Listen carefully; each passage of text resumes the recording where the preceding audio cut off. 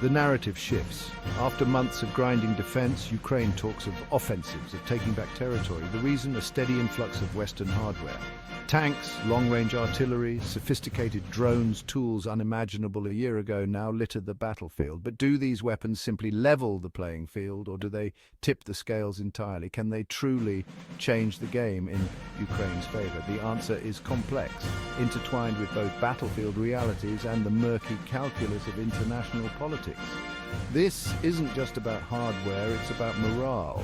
Ukrainian soldiers, once reliant on outdated Soviet-era equipment, now wield weapons equal or superior to their Russian adversaries. The psychological impact of this shift shouldn't be underestimated. The sense of being properly equipped, of having the West firmly at their backs, bolsters Ukrainian resolve. Conversely, for Russia, each destroyed tank, each drone shot from the sky underscores the limitations of their own military might. We've seen this before.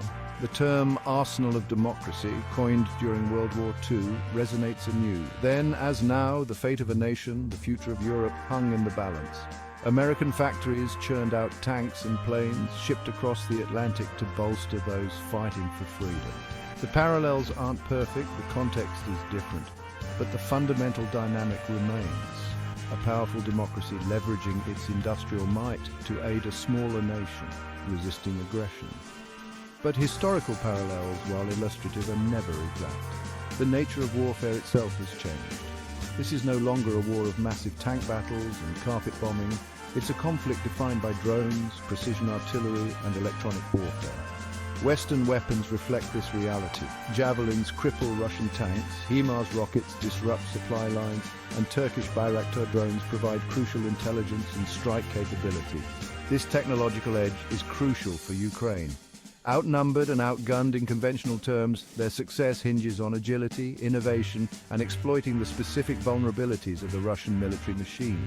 Western weapons, particularly those with advanced targeting and networking capabilities, are force multipliers. They allow smaller, more mobile Ukrainian units to inflict disproportionate damage, disrupting Russia's ability to wage war on its own terms. History is replete with examples where external military support proved decisive. The American Revolution, itself a struggle for independence against a distant imperial power, succeeded in no small part due to French assistance.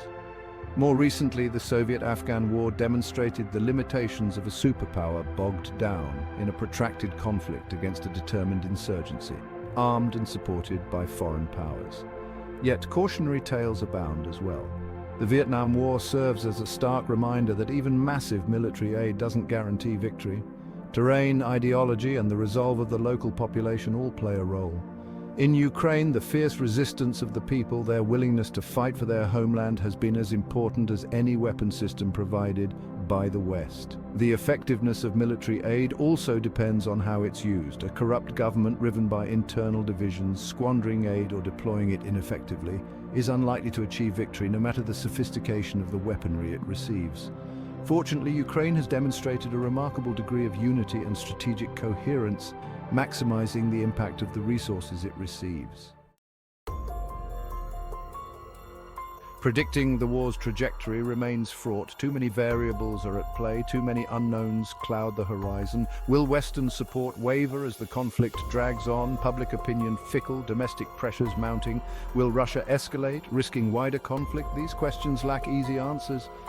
Yet amidst the uncertainty, glimmers of hope emerge. Ukraine's battlefield successes, fueled by Western arms, demonstrate the potential for a negotiated settlement, one favorable to Kyiv. A weakened Russia, facing mounting casualties and economic strain, may be more amenable to compromise. The West, through continued military support and diplomatic pressure, can further incentivize such an outcome. But even if the guns fall silent, the war's legacy will endure. The international order, already strained, has been irrevocably altered. The conflict has exposed the fragility of peace, the dangers of authoritarian aggression, and the need for a robust and united response from democracies worldwide. Ukraine's fight, while geographically distant, holds profound lessons for us all.